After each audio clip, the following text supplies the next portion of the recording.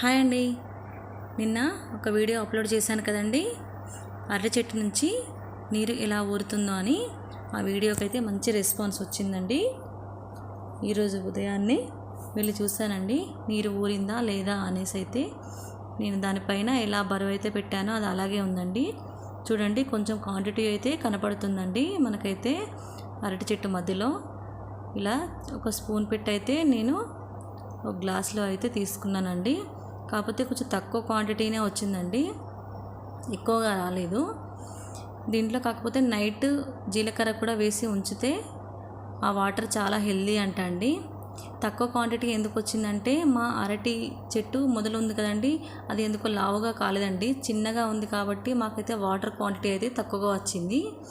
చూడండి, కాకపోతే దీన్ని డైరెక్ట్గా తాగకూడదండి, ఒక స్ట్రైనర్లో వడబోసుకొని అయితే తాగాలండి. నేనైతే తాగేస్తున్నాను, మీరు కూడా ట్రై చేయండి.